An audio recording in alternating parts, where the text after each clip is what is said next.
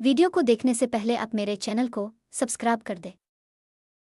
सारा एक छोटे से कस्बे की बड़ी ख्वाब रखने वाली लड़की थी।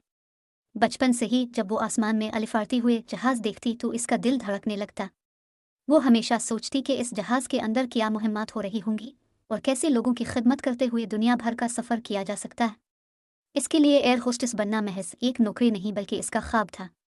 सारा पुरज़्म थी, लेकिन वो जानती थी कि इसके ख्वाब तक पहुंचने का सफ़र आसान नहीं होगा। हाई स्कूल ख़त्म करने के बाद इसने एक मकामी कॉलेज में दाखिला लिया ताकि अपनी कम्युनिकेशन स्किल्स बेहतर बना सके, इंग्लिश सीख सके और दुनिया के बारे में इल्म हासिल कर सके। अपनी पढ़ाई के दौरान वो घंटों सफ़र और एविएशन के बारे में वीडियोस देखती, फ़्लाइट अटेंडेंट्स की कहानियाँ पढ़ती और आईने में अपनी खुश आमदीद मुस्कुराहट की मशक करती। एक दिन इसकी ज़िंदगी का ख्वाब हकीकत बनने का मौका आया। इसकी पसंदीदा एयरलाइन ने ऐलान किया कि वो केबिन क्रू के ओहदे के लिए भर्ती कर रहे हैं।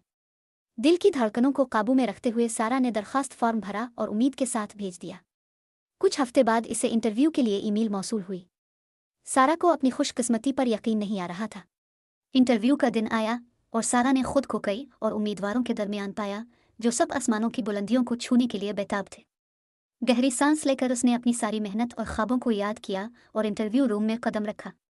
इसने एतमाद के साथ सवालात के जवाबात दिए, सफ़र से अपनी मोहब्बत का इजहार किया और बताया कि वो लोगों को सुकून का एहसास दिलाने का कितना शौक़ रखती है। चंद दिन बाद सारा को खुशखबरी मिली, इसका इंतखाब हो गया था। खुशी के मारे उसने अपने ख़ानदान को गिले लगाया जिन्होंने हमेशा उसका साथ दिया था। ट्रेनिंग जल्द शुरू हुई, जो मुश्किल ज़रूर थी मगर दिलचस्प भी।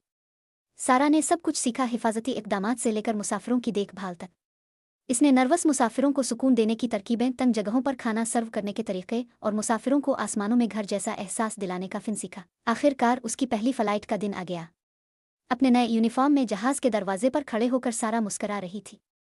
इसने हर मुसाफिर का इस्तकबाल अपने ख्वाब की मुस्कुराहट के साथ किया और जब जहाज़ ने अलिफारने वाला हुआ तो इसे वो खुशी महसूस हुई जो उसकी तवक्कुआत से भी ज़्यादा थी। सारा का सफ़र शुरू हो चुका था और इसे मालूम था कि अब आसमान हमेशा इसका घर रहेगा।